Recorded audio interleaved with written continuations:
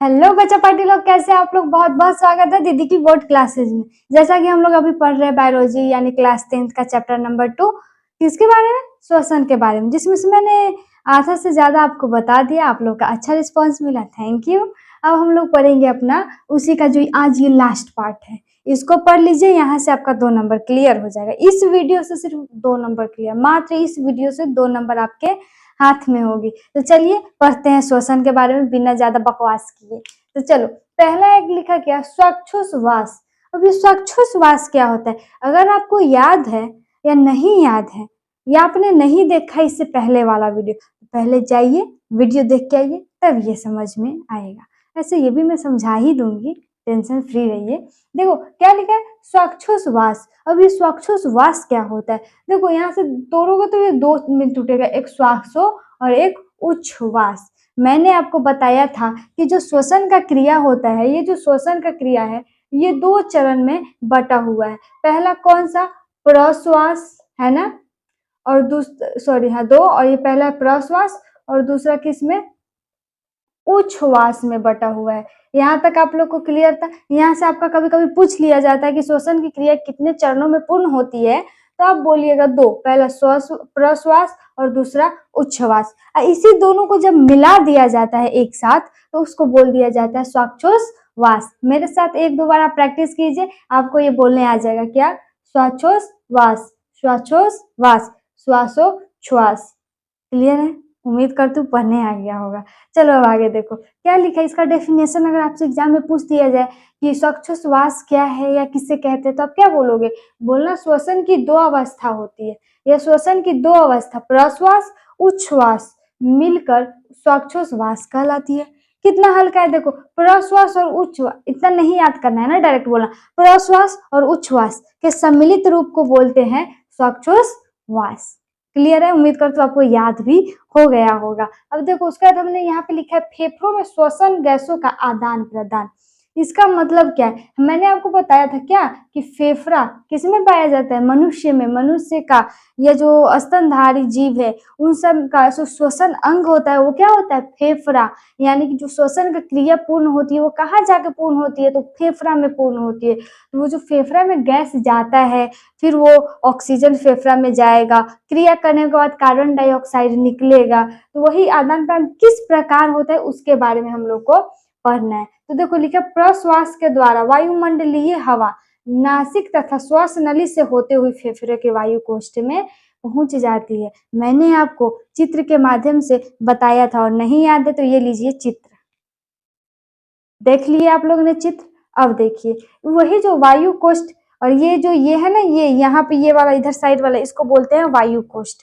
तो ये जो वायु कोष्ठ है, हमारा जो हवा है, बाहरी वायुमंडल से जब हम हवा लेते हैं तो हमारे जो फेफड़ा है, मान लो यहाँ पे छोटा सा बना रही हूँ, ये ऐसे ऐसे करके कुछ ऐसे यहाँ पे और ऐसे यहाँ पे फेफड़ा होता है। तो इसके अंदर में गोल गोल गोल गोल मैंने बताया था संरचना पाई जाती है, और ये जो संरचना पाई जाती है गोला गोला टाइप का, उसी को बोलते हैं वायु कोष्ठ। ठीक है, इस वो वायु कोष्ठ में पहुंचती है। हमारा जो बाहरी वातावरण से हम लोग जो ऑक्सीजन लेते हैं, मतलब हवा लेते हैं जिसमें ऑक्सीजन होता है, वो नाक के द्वारा श्वास नली के द्वारा जाते जाते कहाँ पहुंच जाता है? वायु कोष्ठ में। कहाँ पे? वायु कोष्ठ में। तो वहां जाता है। उसको देखो सीरिये रक्त क्या होता है? तो अनाऑक्सीकृत रक्त सीरिये रक्त कहलाती है। वो ये अनाऑक्सीकृत क्या हुआ? मतलब ये है कि जब तक हमारे शरीर में ऑक्सीजन नहीं जाएगा और सिर्फ रक्त रहेगा, तो जब तक, रक्त का मतलब होता है खून, ब्लड, ठीक है। तो जब वो ब्लड जब तक वो ऑक्सीजन के साथ नहीं मिलता है, तब तक उसको बोलते हैं अना मतलब नहीं, और ऑक्सीजन मीन्स ऑक्सीजन। मतलब जिस खून में ऑक्सीजन की मात्रा या ऑक्सीजन उपस्थित नहीं होती है, वैसे खून को या रक्त को क्या बोलते हैं? सीरिये रक्त। क्लियर है? आपसे पूछेगा सीरिये रक्त क्या है, तो वैसा रक्त जिसमें ऑक्सीजन नहीं पाया जाता वो क्या है हम लोग का? सीरिये रक्त। क्लियर है? उम्मीद करता हूँ आप लोगों को सुनने के साथ साथ याद भी होता जा रहा होगा। अब देखो मैंने एक लिखा है आपसे, ये ऑब्जेक्टिव में पूछता है, बाबू आप हमको मात्र आधा आधा घंटा का भी मेरा वीडियो नहीं रहता है, ज्यादा से ज्यादा 20 मिनट बहुत गया, ठीक है। 20 मिनट अगर आप हमको दे देते हैं ना, हम आपको टॉपर तक ले जाएंगे, ठीक है। तो अब बस रोज 20 मिनट मेरे लिए निकालिए, मेरे लिए, आप अपने लिए नहीं, मेरे लिए 20 मिनट मात्र निकालिए, और जो भी वीडियो मैं अपलोड करूँ उसको आप देखो, और ना समझ में आए तो आप अपना डाउट क्लियर करो। क्योंकि मैंने आपको अगर वादा किया है कि टॉपर बना के रहूंगी, तो आप मेरे साथ आप भी मेहनत करो, तभी आप टॉपर बन पाओगे। चलिए, तो यहाँ पे ऑब्जेक्टिव में आपसे पूछा जाता है कि वायुमंडलीय हवा में जो आप लोग ऑक्सीजन लेते हैं उसमें लगभग कितना प्रतिशत ऑक्सीजन होता है। जो हवा लेते हैं उसमें ऐसा तो नहीं कि सिर्फ हवा ही होता है, ऑक्सीजन ही होता है, नाइट्रोजन होता है और भी तरह तरह की गैसें होती है। तो उसमें कितना प्रतिशत ऑक्सीजन होता है, तो 21%। ये आपके ऑब्जेक्टिव से VVI। और मैं बार बार बोलती हूँ, जिसको मैं VVI बोलूँ वो बिना सोचे समझे तो मैं बोलूंगी नहीं, एक्सपीरियंस मुझे बहुत साल का तभी बोल रही हूँ। तो आपसे पूछा जाएगा वायुमंडलीय हवा में लगभग ऑक्सीजन कितना प्रतिशत पाया जाता है, तो बोलना 21%। क्लियर है। अब देखो क्या लिखा है, ऑक्सी हीमोग्लोबिन परिवर्तन। ये समझने से पहले जो श्वसन की क्रिया होता है फेफड़ा तक जाने का, वो थोड़ा बोलचाल की भाषा में समझिए, कॉन्सेंट्रेट होके मेरी बातों को सुनिए। क्या लिखा है, ऑक्सी हीमोग्लोबिन। इससे पहले आप समझो, हमारा जो नासिका यानी कि नाक के द्वारा हवा होते हुए श्वसन नली के द्वारा जाता है कहाँ, फेफड़ा में। और फेफड़ा में भी मौजूद होता है क्या, वायु कोष्ठ, उसमें जाता है। और जब ऑक्सीजन जाता है उस समय वायु कोष्ठ के अगल बगल में पहले से ही बैठा रहता है सीरिये रक्त। मैंने बताया था सीरिये रक्त क्या होता है, जिसमें ऑक्सीजन नहीं पाया जाता। तो जब ऑक्सीजन जाता है तो क्या करता है, ये सीरिये रक्त ऑक्सीजन के साथ मिलता है, हीमोग्लोबिन में बनता है, और हीमोग्लोबिन में बनने के बाद हो जाता है ऑक्सी हीमोग्लोबिन में ये परिवर्तित। उम्मीद करती हूँ अच्छा से आपको समझ में आएगा। इतना सभी आपको अगर डाउट हो ना, आप कमेंट करना, मैं नेक्स्ट वीडियो में उसका सॉल्यूशन लेकर निश्चित आऊंगी। अब हम इसको देखते हैं, क्या लिखे हैं मैंने, रक्त में स्थित लाल रुधिर कोशिका। अब बोलोगे दीदी लाल रुधिर कोशिका क्या होता है, तो ये है आपका लाल रुधिर कोशिका जो रक्त में पाया जाता है। अब देखो, लाल रुधिर कोशिका के हीमोग्लोबिन ऑक्सीजन से संयोजन कर ऑक्सी हीमोग्लोबिन में परिवर्तित हो जाते हैं।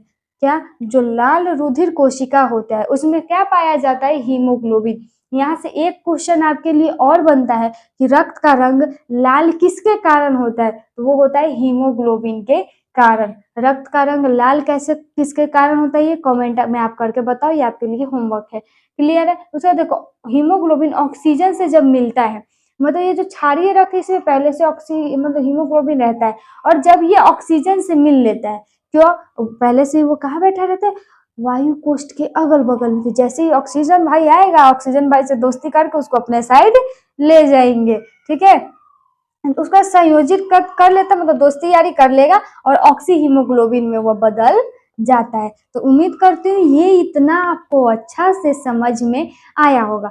इतना भी डाउट हो कमेंट करना, शर्माना बिल्कुल नहीं। और वीडियो अच्छा लगे तो सब्सक्राइब जरूर कीजिए और वीडियो को लाइक भी जरूर कीजिएगा, ठीक है। अब हम थोड़ा सा और बचाएं, इतना सा ओवर मैं खुद नहीं पढ़ाती, मुझे पता है आप लोग का सिचुएशन, ज्यादा आप लोग पढ़ना नहीं चाहते और मैं भी नहीं पढ़ाऊंगी आपको ज्यादा।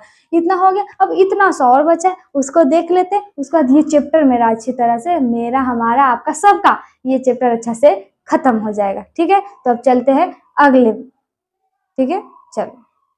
तो अब थोड़ा सा बचा है, हम उसको देख के इसको खत्म कर देते हैं। इस चैप्टर को आप लोग भी अपना एंजॉय कीजिएगा। तो चलिए देखते हैं, यहाँ पे हमने लिखा है परिसंचरण। अब ये परिसंचरण क्या होता है, जैसे आप लोग सुने हैं निर्यात करना, परिवहन करना, इस सब का मतलब क्या है, परिवहन को एक जगह से दूसरी जगह तक उसको ले जाना। वैसे ये जो परिसंचरण का मतलब ये हमारे शरीर में जो रक्त बनता है उसको पूरे शरीर में पहुंचाना, क्या कहलाता है, परिसंचरण। अब यहाँ पे परिसंचरण को मैंने क्या लिखा है वो देखो, ऑक्सी हीमोग्लोबिन। मैंने आपको बता दिया ऑक्सी हीमोग्लोबिन कैसे बनता है, ठीक है।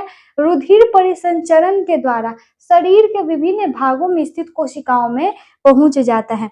अब जो हमारे फेफड़ा में जो वायु कोष्ठ था, है ना, हमारे फेफड़ा में जो वायु कोष्ठ था उसमें पहले से अगल बगल में क्या मौजूद था, रक्त। कैसा रक्त, सीरिये रक्त, जिसमें ऑक्सीजन नहीं था। और जब ऑक्सीजन गया तो उसके साथ मिलकर ऑक्सी हीमोग्लोबिन बना लिया। अब वो बन गया, अपन दोस्त के साथ मिल गया है ऑक्सीजन के साथ हीमोग्लोबिन। तो वो क्या करते हैं, मिलने का रुधिर के परिसंचरण के द्वारा पूरे शरीर में, मतलब पूरा ऊपर से लेकर नीचे तक पूरे शरीर में वो ऑक्सीकृत हीमोग्लोबिन वाला खून भेज देते हैं। बस इसका यही काम था। उसका देखो कार्बोक्सिलिक हीमोग्लोबिन, कार्बोक्सी हीमोग्लोबिन का मतलब क्या है, ऊर्जा उत्पादन के पश्चात जब हमारे शरीर में सब जगह पे क्या होता है, ऑक्सीजन वाला रक्त चला जाता है, तो उसके बाद भोजन का अनुविखंडन होता है। नेक्स्ट वाला जो हम पढ़ाएंगे चैप्टर, उसमें बताएंगे क्या होता है ये। उसके पश्चात ऊर्जा का निर्माण होता है, जिससे हमको एनर्जी मिलती है, ताकत मिलती है, चलने के सक्षम होते हैं हम लोग। तो उसके बाद क्या होता है कि उत्पन्न कार्बन डाइऑक्साइड, मैंने आपको बताया था श्वसन क्रिया जब हो जाती है तो उसका फलस्वरूप जल और कार्बन डाइऑक्साइड मिलता है। और मैंने बताया था कार्बन डाइऑक्साइड कितना बड़ा दुश्मन है शरीर का। जैसे कार्बन डाइऑक्साइड बनना शरीर में बोलता है, उत्तर कोश के जितना भी है सब कोई बोलेगा अंदर से निकल, मेरे यहाँ से निकल। तो कार्बन डाइऑक्साइड का जब उत्पन्न हो रहा तो विसरण के द्वारा कोशिका से रुधिर कोशिका के रक्त में पहुंचता है तथा रुधिर हीमोग्लोबिन से संयोजन कर कार्बोक्सिलिक हीमोग्लोबिन बनाता है। अब आप लोगों को दीदी समझ नहीं आया, देखो जब कार्बन डाइऑक्साइड का निर्माण हुआ तो ये भी फिर से खून में ही मिल गया, रक्त में, और वो फिर से गया कहाँ पे, फेफड़ा के पास। और फेफड़ा के में इतना दबाव होता है ना, मतलब उसके वायु कोष्ठ में, कि कार्बन डाइऑक्साइड को धक्का देता है, बोलता चल निकल। तो फिर वो क्या होता है कि फिर श्वास नली के द्वारा, नासिका के द्वारा कार्बन डाइऑक्साइड हमारे शरीर से बाहर निकल जाता है। क्लियर है यहाँ तक? वही अब ये कार्बोक्सिलिक हीमोग्लोबिन क्या है, सीधा आप इतना याद रखना, अगर कोई पूछे हीमोग्लोबिन में कार्बन डाइऑक्साइड का संयोजन या मिलना कार्बोक्सिलिक या कार्बोक्सी हीमोग्लोबिन कहलाता है। क्लियर? आपका चैप्टर भी क्लियर, ये टॉपिक भी क्लियर। उम्मीद करती हूँ आपको बहुत अच्छा से ये समझ में आया होगा। तो वीडियो अच्छा लगे तो वीडियो को लाइक करके चैनल को सब्सक्राइब जरूर करें, ताकि कोई भी वीडियो सबसे पहले आप तक पहुंच पाए। और ये 6 मंथ का सीरीज है और मैं 6 मंथ के अंदर आपको ऑल चैप्टर कवर करा दूंगी। मात्र हमको आधा घंटा चाहिए आपका, आधा घंटा में ही मैं कम से कम 20 से 25 मिनट ही पढ़ाती हूँ, उससे ज्यादा नहीं। तो आपको 25 मिनट बस मुझे दे दो, आपका टॉपर बनना निश्चित है। ठीक है, तो वीडियो को यहीं तक रखते हैं। अब हम मिलेंगे नेक्स्ट चैप्टर के साथ बायोलॉजी का, जो कि रहेगा परिवहन। सेशन हम लोग का कंप्लीट हो गया, चलते हैं अब। धन्यवाद, आप लोग अपना ख्याल रखिएगा, अच्छे से मन लगा के पढ़िएगा।